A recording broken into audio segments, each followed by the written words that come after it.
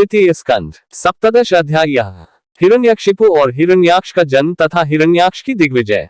श्री मैत्रेय जी ने कहा, विदुर जी, ब्रह्मा जी के कहने से अंधकार का कारण जानकर देवताओं की शंका निवृत्त हो गई और फिर वे सब स्वर्गलोक को लौट आए। इधर दिति को अपने पतिदेव के कथनानुसार पुत्रों की ओर से उपद्रवादी की आशंका बनी रहती थी। इसलिए जब पूरे 100 वर्ष बीत गए तब उस साध्वी ने 2 यमज जुड़वे पुत्र उत्पन्न किए। उनके जन्म लेते समय स्वर्ग, पृथ्वी और अंतरिक्ष में अनेकों उत्पात होने लगे, जिनसे लोग अत्यंत भयभीत हो गए। जहां तहां पृथ्वी और पर्वत कांपने लगे, सब दिशाओं में दाह होने लगा, जगह जगह उल्कापात होने लगा, बिजलियां गिरने लगी और आकाश में अनिष्ट सूचक धूमकेतु पुच्छल तारित दिखाई देने लगे। बार बार सायम सायम करती और बड़े बड़े वृक्षों को उखाड़ती हुई बड़ी विकट और असह्य वायु चलने लगी। उस समय आंधी उसकी सेना और उमड़ती हुई धूल ध्वजा के समान जान पड़ती थी। बिजली जोर जोर से चमककर मानो खिलखिला रही थी। घटाओं ने ऐसा सघन रूप धारण किया कि सूर्य, चंद्र आदि ग्रहों के लुप्त हो जाने से आकाश में गहरा अंधेरा छा गया। उस समय कहीं कुछ भी दिखाई न देता था।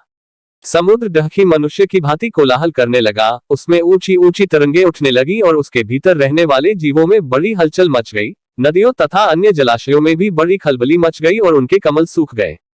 सूर्य और चंद्रमा बार बार ग्रसे जाने लगे तथा उनके चारों ओर अमंगल सूचक मंडल बैठने लगे। बिना बादलों के ही गरजने का शब्द होने लगा तथा गुफाओं में से रथ की घरघराहट का सा शब्द निकलने लगा। गांव में गीदड़ और उल्लुओं के भयानक शब्द के साथ ही सियारियां मुख से दहकती हुई आग उगलकर बड़ा अमंगल शब्द करने लगी। जहां तहां कुत्ते अपनी गर्दन ऊपर उठाकर कभी गाने कभी रोने के समान भांति भांति के शब्द करने लगे।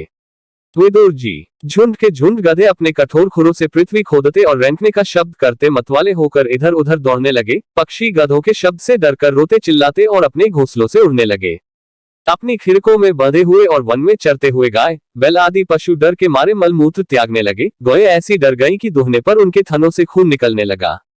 बदल पीप की वर्षा करने लगे। देवमूर्तियों की आंखों से आंसू बहने लगे और आंधी के बिना ही वृक्ष उखड़ उखड़ कर गिरने लगे। शनि, राहु आदि क्रूर ग्रह प्रबल होकर चंद्र, बृहस्पति आदि सौम्य ग्रहों तथा बहुत से नक्षत्रों को लांघकर वक्रगति से चलने लगे तथा आपस में युद्ध करने लगे। ऐसे ही और भी अनेकों भयंकर उत्पात देखकर सनकादि के सिवा और सब जीव भयभीत हो गए तथा उन उत्पातों का मर्म न जानने के कारण उन्होंने यही समझा कि अब संसार का प्रलय होने वाला है।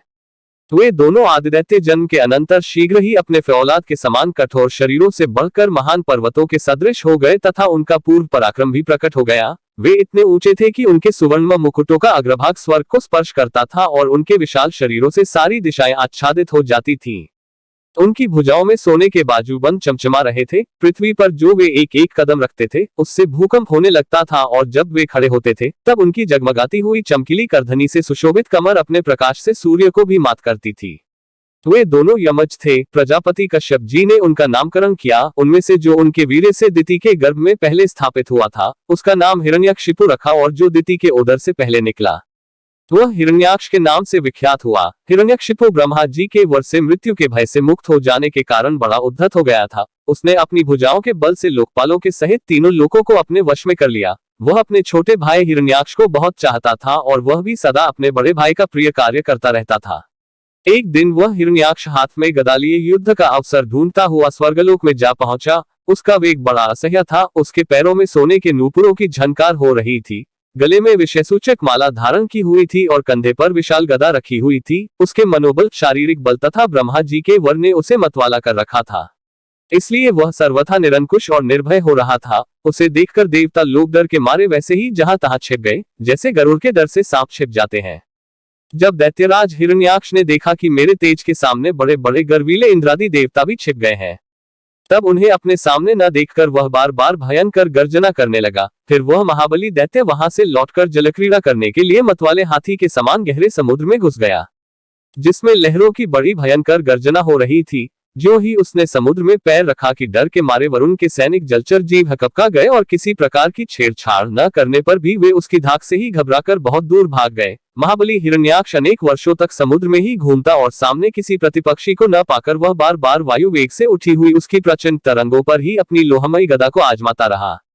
इस प्रकार घूमते घूमते वह वरुण की राजधानी विभावरीपुरी में जा पहुंचा। वहां पाताल लोक के स्वामी, जलचरों के अधिपति वरुण जी को देखकर उसने उनकी हंसी उड़ाते हुए नीच मनुष्य की भांति प्रणाम किया और कुछ मुस्कुराते हुए व्यंग से कहा, महाराज, मुझे युद्ध की भिक्षा दीजिए प्रभो। आप तो लोकपालक, राजा और बड़े कीर्तिशाली हैं। जो लोग अपने को बांका वीर समझते थे, उनके वीरमत को भी आप चूर्ण कर चुके हैं। और पहले एक बार आपने संसार के समस्त दैत्य दानवों को जीतकर राजसूय यज्ञ भी किया था। उस मदोन्मत्त शत्रु के इस प्रकार बहुत उपहास करने से भगवान वरुण को क्रोध तो बहुत आया, किंतु अपने बुद्धिबल से वे उसे पी गए और बदले में उससे कहने लगे, भाई, हमें तो अब युद्धादि का कोई चाव नहीं रह गया है। भगवान पुराण पुरुष के सिवा हमें और कोई ऐसा दिखता भी नहीं जो तुम जैसे रणकुशल वीर को युद्ध में संतुष्ट कर सके। दैत्यराज, तुम उन्हीं के पास जाओ, वे ही तुम्हारी कामना पूरी करेंगे। तुम जैसे वीर उन्हीं का गुणगान किया करते हैं, वे बड़े वीर हैं। उनके पास पहुंचते ही तुम्हारी सारी शेखी पूरी हो जाएगी और तुम कुत्तों से घिरकर वीर शैया पर शयन करोगे।